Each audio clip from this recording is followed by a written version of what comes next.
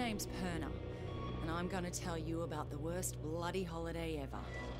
I was at the Royal Palms Resort on Benoi, working as a bodyguard for some asshole CEO.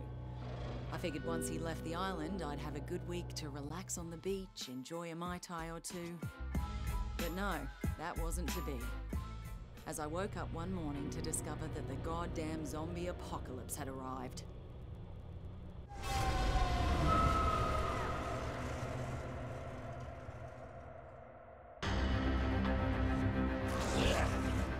A local lifeguard by the name of Cinemoy saved my life. Soon after that, I discovered I was immune to whatever this plague was. I met a few others who were immune, and somehow we were all elected to save everybody else. There was Sam B, a one-hit wonder hip-hop star from the States. Logan, an ex-football player and full-time douchebag who never missed a chance to hit on me. And Shin Mei, a sweet little hotel clerk who was as brutal with a blade as anyone I had ever seen. Together, we went to Norsby to try to gather more supplies. And from there, things really went to hell. The army tried to contain the infection, but they were bloody useless. Benoi itself was totally isolated. It was pretty clear we were on our own. At this point, we just wanted off that goddamn island. And that's what led us to that maximum security prison. You see, some dickhead colonel by the name of Ryder White lied to get us to track down what he thought was a cure for this zombie plague. Well, that cure ended up turning White into a giant bloody maniac. Luckily, we hooked up with a prisoner who flew us out of there on the colonel's helicopter.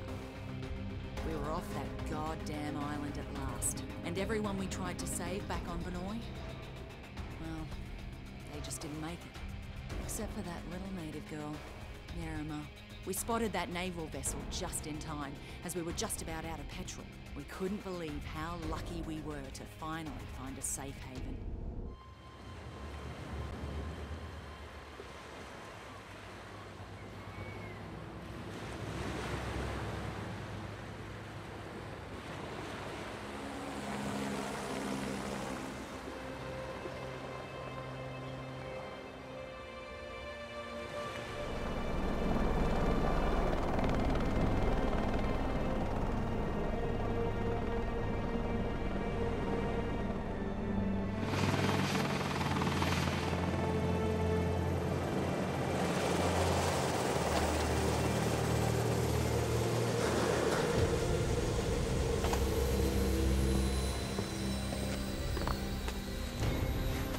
Get your hands off me!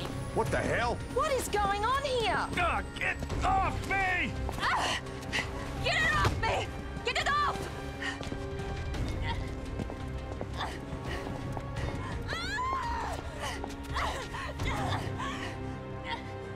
What's with the cuffs? Sorry, but I can't take any chances. My orders are to take you into custody and transport you to a secure quarantine area. And who the hell are you? Lieutenant Colonel Samuel Hardy. Don't resist and you'll be fine.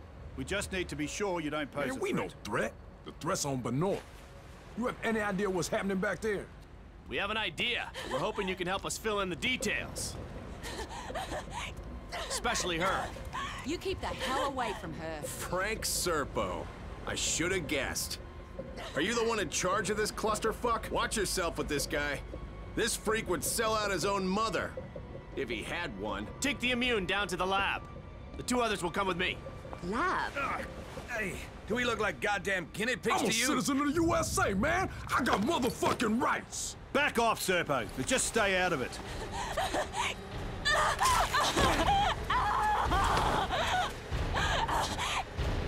What the fuck, man? Don't do that again. One less immune won't make any difference. Now take him to the lab. You may have command over Palanai, but on this ship, I'm in charge and I have my orders. Your orders are to follow my orders, Colonel. Would you like me to call your superiors?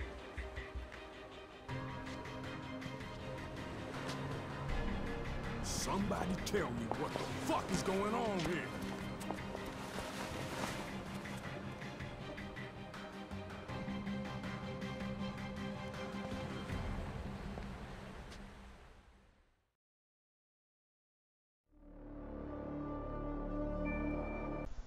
They have a very high tolerance, Mr. Serpo. I've already administered 3 doses. So how much longer? You said we'd have results by now. Sir, this is uncharted territory. We'll need another day at least.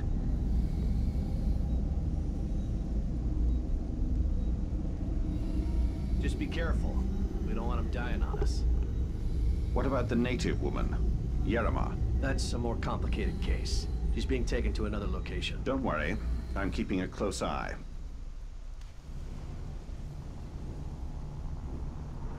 Oh, God. My head. What the hell happened? Motherfuckers drugged us. Who are you? Hey, we're talking to you. I'm nobody, really. You've been bitten. How long has it been? Long enough. I guess it doesn't affect me. Are you immune too? So it seems. What? They plant you here to spy on us. Right, that's why I'm beat to shit like this. It's all part of my cover. So, they tested you too? Yeah. I'm guessing they're trying to figure out why we're all immune to How'd this. you get here? I was a soldier before the shit hit the fan. Part of a huge humanitarian search and rescue operation. And then that civilian arrived. So, Right.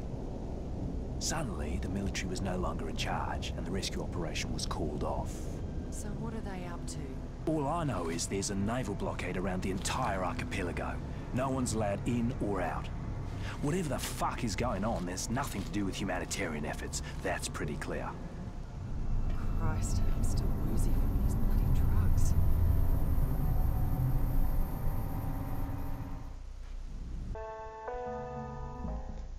E aí galera, beleza? Falando que os lançados em 1098 e bem-vindos a mais um Extreme Match. Dessa vez aqui eu tô iniciando uma nova série aqui no canal, finalmente, depois de muito tempo sem vídeo. Por causa que eu tava naquela semana de prova lá e tal, mas sobrevivi, finalmente. Aí. Bom, mas... e agora eu vou entupir o canal de vídeo. Entupir. Só não vai ter vídeo na terça e na segunda, eu acho. Mas fora isso, eu sempre vou tentar postar vídeo até o canal explodir, assim. Não, explodir não, né? Mas... Bom, enfim, vocês entenderam. Mas, bom, eu separei o vídeo em duas partes. Eu inverti que depois disso daqui vem um cinematic. Só que o cinematic, como vocês viram, eu coloquei antes disso daqui, de selecionar os carinhas. Por causa que daí você já tem uma noção melhor da história. Bom, eu já decidi aqui qual carinha eu vou selecionar. Mas eu vou falar basicamente sim o que é a especialidade de cada um. Esse é o Logan, ele era um antigo quarterback, que é uma posição de futebol americano, eu acho. E ele é especialista em armas jogáveis. Essa daqui é a Purna, ela era uma ex-segurança e uma policial. E ela é especialista em armas de fogo. Essa é a Xian, ela era uma Chinese Special Forces.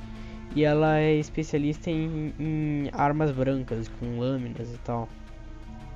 Esse é o Simbi, ele era um rapper de uma música só, que são aqueles caras que ficam famosos com uma música viral, assim.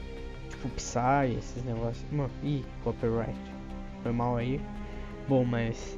E ele é, ele é especialista em armas mais pesadas, assim, tipo...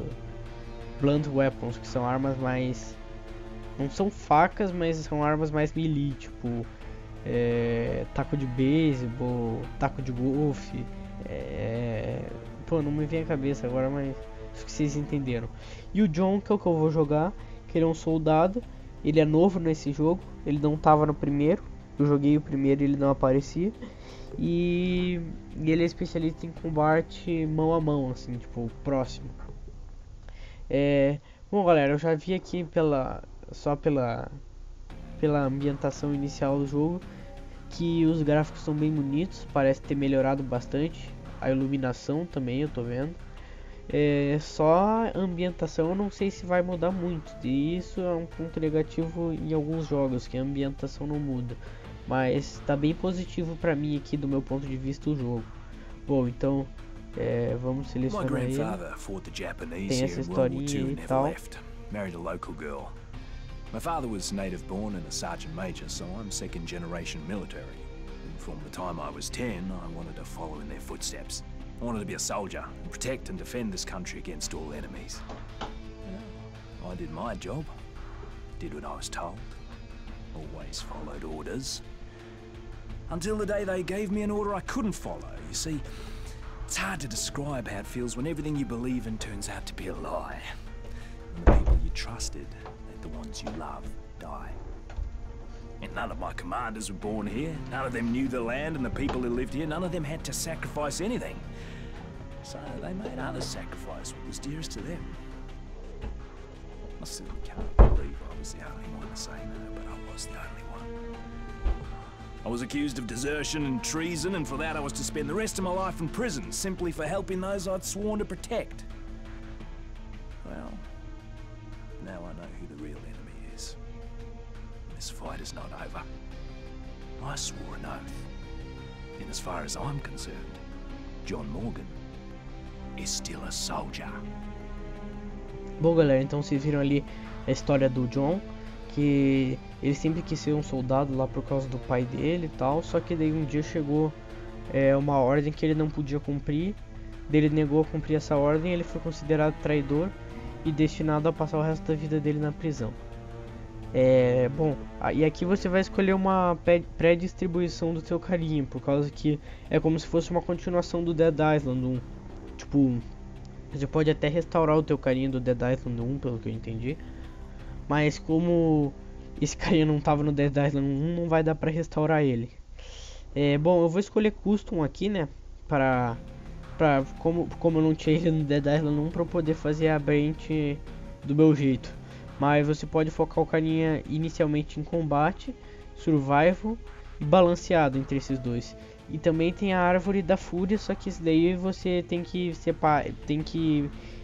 construir a parte. Então vamos aqui no custom e depois eu distribuo lá os status.